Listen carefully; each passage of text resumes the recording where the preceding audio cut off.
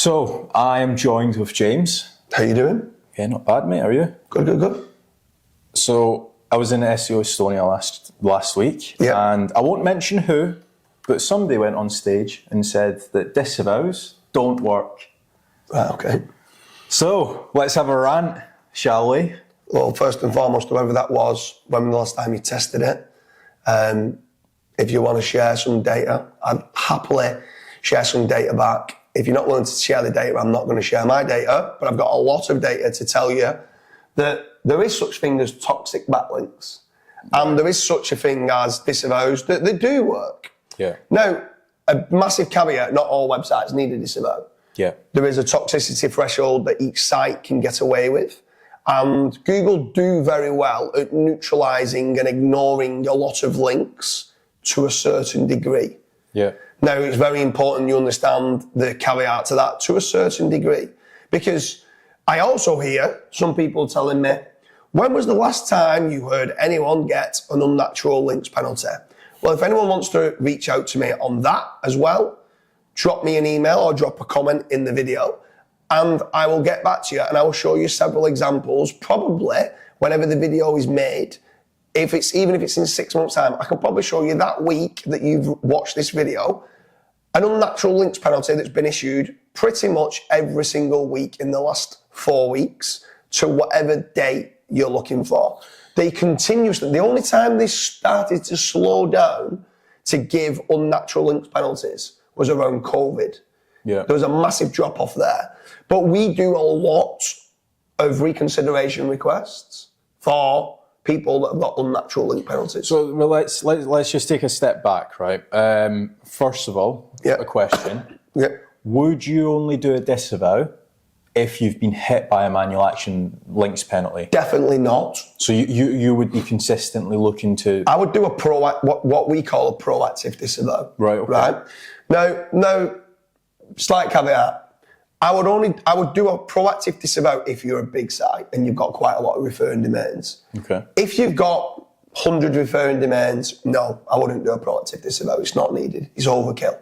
But if you're a big site, especially in certain industries, so if you're in anything to do with your money or life, health, finance, gambling, CBD, right? Because a lot of those niches get negative SEO attacks. Mm-hmm. But also, well, to be honest with you, any site that has a lot of traffic and you're ranking for keywords that get search volume, I would do a proactive disavow.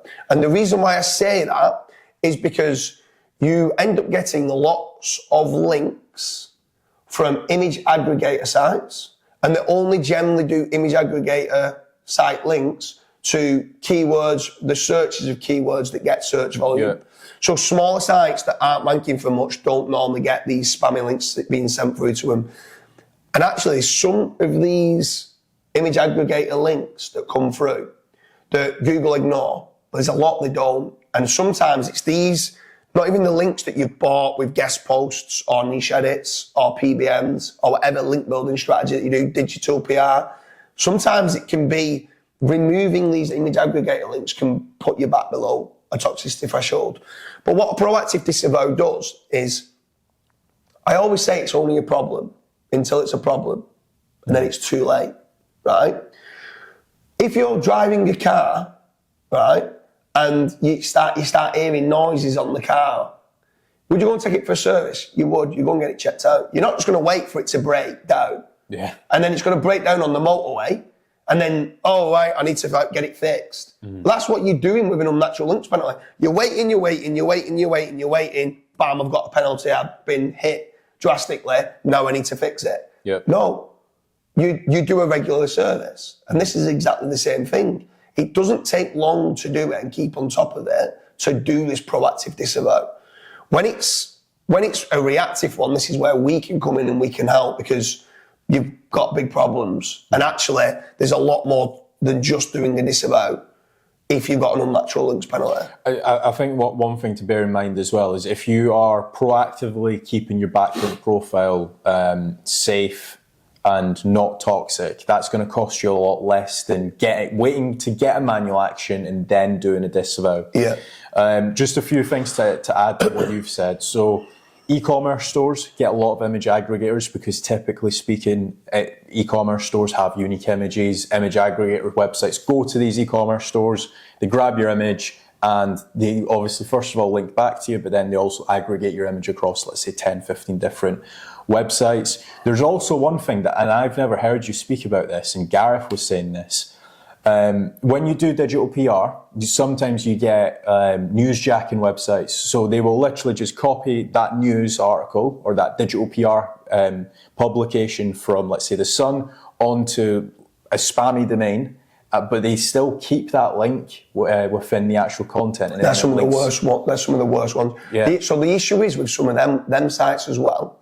The ones that are scraping content and putting it on the sites. So many of them are not maintained, right? And what starts to happen is they're scraping it, and they end up becoming like getting malicious malware and viruses on them domains, right? And that malicious malware that gets put on those domains, like if you're using a tool, let's say like link detox, link research tools, they've got a detox risk score. Some of those you've not even meant to have had, they've just scraped from a digital PR campaign, which could have been done like Ferry at Search Intelligence does a great digital PR campaign. Ben Nichols at Jam Prime does a great digital PR campaign. Carrie Rolls at Rise at 7, they do good digital PR campaigns. Yeah. Right? But alongside them, they're going to be getting maybe 50 or 100 malicious, spammy links. They're not meaning to get those. It's not them that's got them. It just happens with the scraper. So next minute before you know it, you're doing a clean backlink kind of, you're building up your backlink profile thinking you're getting a lot of clean links. And this in the background are getting all these malicious links going through to it. One thing I will say to this as well is like just naturally getting any links on the Daily Mail, the Sun, what's the one in America? Herald Times? Yeah. All of these websites, they just naturally get their news jacked from them, like their news stolen, because essentially what's ended up happening is a website owner over here says that, this article's getting loads of traffic, I'm going to copy and paste that onto my website. Another thing that you'll also find with a lot of these newsjacking websites that are building toxic links to your site is some of them are even Google News approved. Yeah. So on the grand scheme of things, you might be looking at that website and you're like, wow, that's a DR60 website or a DR50 website, and it's Google News approved. But it's actually doing a lot more harm than good to your website. Yeah.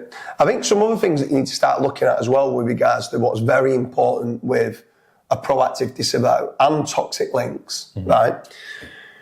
You could go out and get a great guest post, right? Yeah. So let's just use Ahrefs for an example, right? So you go and get a DR50 link. Not that DR means everything, but let's just use DR in this example. And it has some internal links and the UR is 30. So you've got a really strong, powerful page. It's on a strong domain. It's a really relevant link, right? But this guest post that you've got, that's a relevant link that gets traffic and it's powerful, so you're thinking that's the holy grail of backlinks, doesn't keep up to date with their plugins. Then it gets hacked. Right, and it gets hacked, right? And when it gets hacked, people have got a backdoor access now to that website. Well, generally speaking, when you get backdoor access to a website, these people start selling links. And where do they sell links? They're selling 20, 30, 50 pound niche edits on these sites to porn, to gambling, to CBD, to really, really spammy websites that need to try to get backlinks that's hard to get on normal websites. What starts to happen? You start to become like you've got the web link graph of quality seed sites, but you've also got all these toxic domains that Google don't like. And the closer you start becoming down here, you become part of a bad link neighborhood. Yeah. And what was once a good link, now you are rubbing shoulders with all of these hack sites, like dodgy sites. And when you went and run that through a tool, whether it was a spam score in SEMrush or whether it was detox risk score in link research tools, what was once a good link can now be a can link. change. I always use the analogy of like, you could have a picture, it's like, what's it called, where someone's got a picture of him and they've got a 6-pack, but they've put on 5 stone. Oh, catfish. Catfish, right? You sometimes can get catfished with backlinks, right? Because what was once a good link now is not a good link. Yeah. What was once a very good-looking guy with a 6-pack still might be beautiful on the inside and have a great personality, but if he's going to put 15 stone on and he's still got that picture with a 6-pack and he goes and meets someone, they've been catfished, right? So what you need to do is you need to go and make certain you check in, like, if you want to go on a date, like a recent picture of that person. But what I'm trying to say is no, you need to be getting a recent analysis of whether that link is good or whether that link is bad.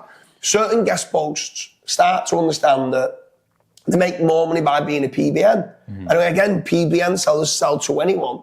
When they start selling to anyone, CBD, gambling and porn, they pay the most per link. So they're going to start selling to those sites, which Google might be seeing as being slightly toxic. And then what was once a good link now could be a toxic link. Now that is why people need to be looking proactively, like you would service your car regularly.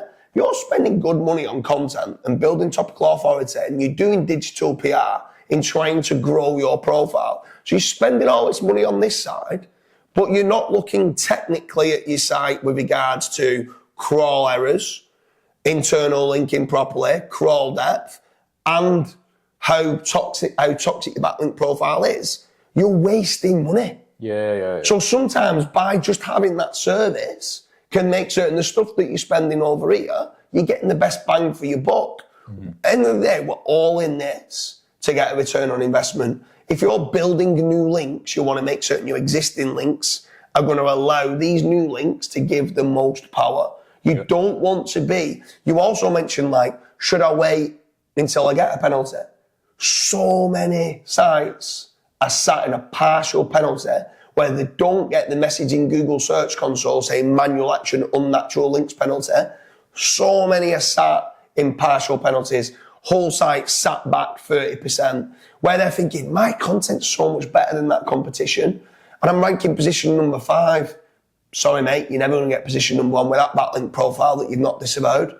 Start cleaning up your act, cleaning up your crawl errors, and cleaning up toxic links to not be pointing through to your website, and you can get nice jumps. Yeah. So just a few things to add to what you've said, and then we'll do some quick fire questions. We've had it before where websites have come to us and it's on a positive ranking state, and we've done a disavow and it's shot up by 30% in a matter of a couple of weeks' time. So just bear that in mind. Even though your website might be on a positive ranking state, you might still have a toxic backlink profile. You might be, let's say, minus 10% or minus 20% visibility because of your link profile. So let's say you are doing a disavow.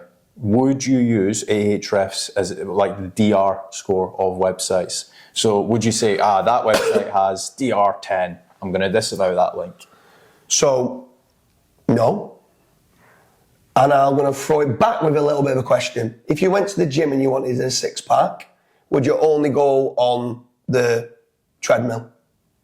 No. You need to do different. You need to actually lift weights. You need to do sit-ups. You need to do some cardio, right? So to do a proper disavow, you need to use all the tools that you need to do. You need like going to the gym, you need a balanced diet as well with it, right? Yeah. This, to use it properly, when someone comes to me and go, I did a disavow and I used Ahrefs, where do you use that toxicity? You know, toxicity score, right? So you're just it is laughable, but you're not using the right tool, right? So then they turn around and go, I use SEMrush spam score.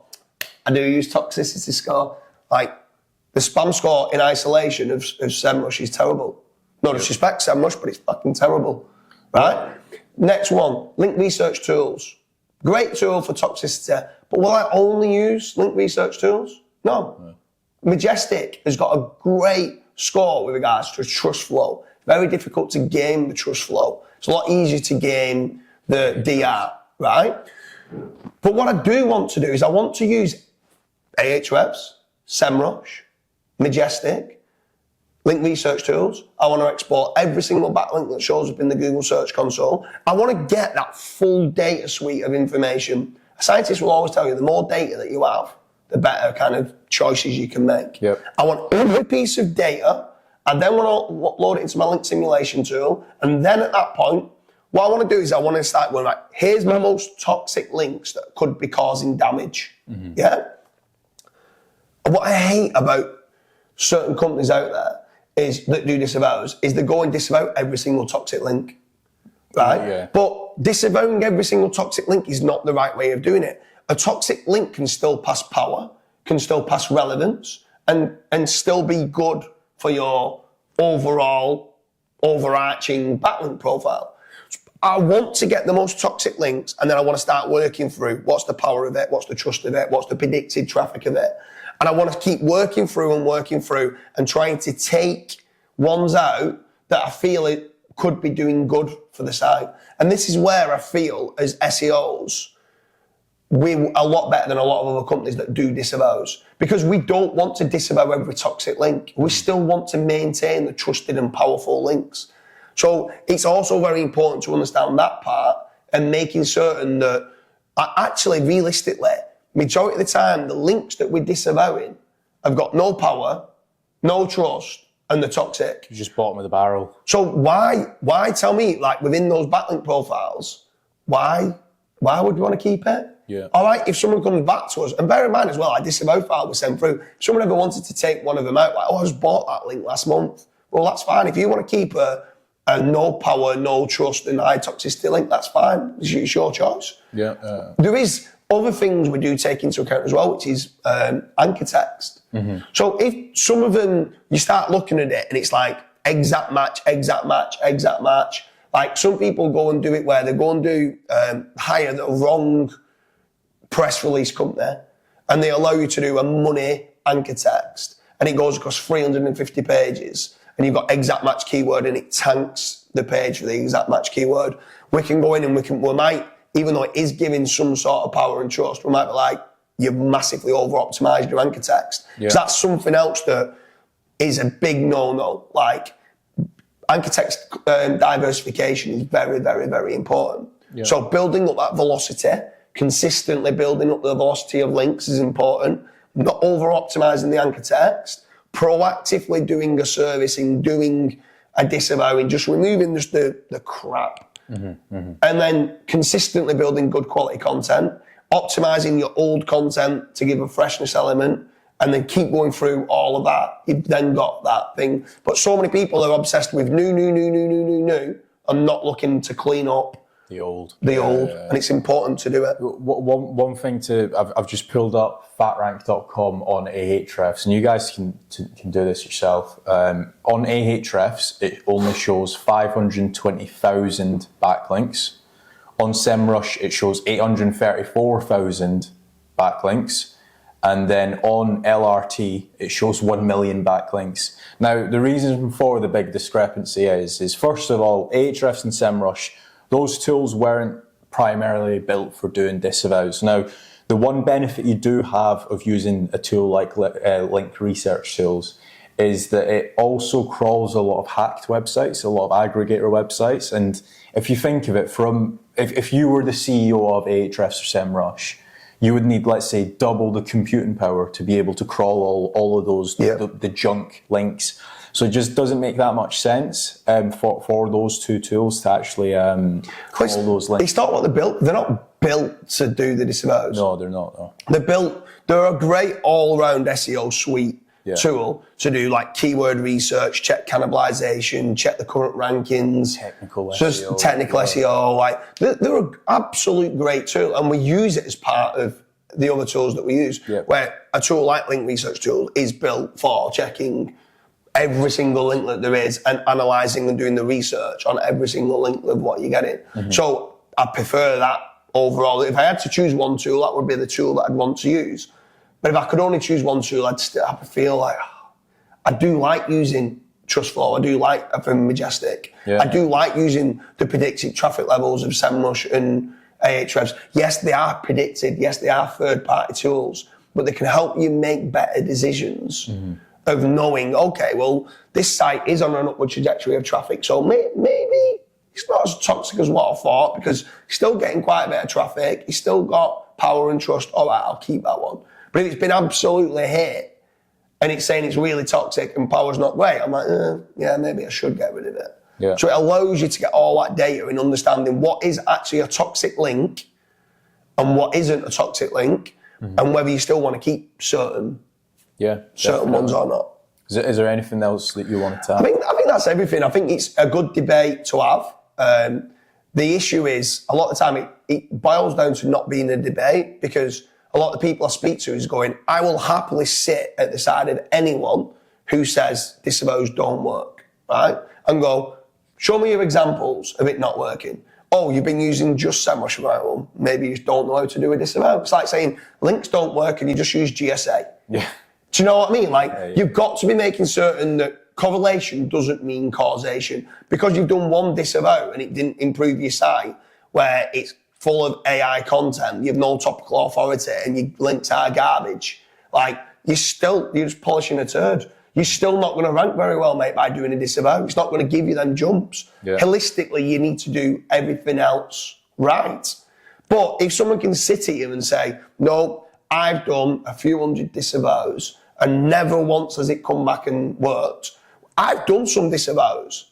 I'm not turning around, I'm not saying every disavow that you've done is turning around and gone like that. But do you know what? I've never done a disavow and it started tanking, right? Because I'm only removing the crap, which then gives you more room. You're lower on the toxicity score to the toxicity threshold. It then goes, bam, my delta here now allows me to build more links without it going above the toxicity threshold. So it's important to not get caught up in correlation and causation. I've got the data. There's lots of unnatural link penalties happening every single day. If anything, I'd say it's becoming more of a problem than ever, because people are building more links than ever, right? And the issue is they're building more links on more guest posts that now are PBNs, that might look on the face of it like the good in Ahrefs, but actually they are driving a lot of spam and toxicity behind the scenes. And when they're building the wrong type of links, and they've already got a huge amount of aggregator links and all these other links, malicious links and hack links, they're on for a recipe for disaster. And sometimes they don't, like I said, they don't need to get the message in Google Search Console. They could just be in a partial penalty, all rankings, exactly like what happens with the helpful content update. You've got a certain part of your site that's got thin content with site-wide penalty now, all your sites being dropped, all your sites coming down. So proactively look, if you are purchasing or acquiring new links, proactively look at your backlink profile. If you can do it yourself, great. I mean, we give you all the tools for you to be able to go and do it yourself. Make certain that you load them all, like we've put them all into Google Search Console, into a Google Sheet, and then we've got our own simulation of how it works, of which ones we should keep, which ones we shouldn't. Make certain you're using all of them. Kaz has just explained that Link Research Tools brought back 1 million backlinks to one domain, where Ahrefs was 500,000. So that's double the amount of backlinks that Link Research Tools was bringing back. Use all the tools, like go through it yourself, sit down. It'll probably take you about a week to do it, maybe even 2 weeks if you've got millions of backlinks, but it's worth doing. If not, then you can use a service. I mean, again, I'm slightly biased. I own Backlink Doctor, but the only reason why I bought Backlink Doctor was because I knew it was so important. I acquire a lot of digital assets. I'm going out acquiring sites that I know that are in partial penalties, that are very naive and don't listen, and we say you're in a partial penalty and they just don't know how to get out of it. I'm buying these sites, and the first two things I'm doing is content pruning and disavows, right? And a lot of the time, bam. And they're in a negative ranking state, but you're still getting a lot of traffic, and shoom, straight away. Content pruning, disavows, two things that work great. Do it yourself. If not, check out backlinkdoctor.com.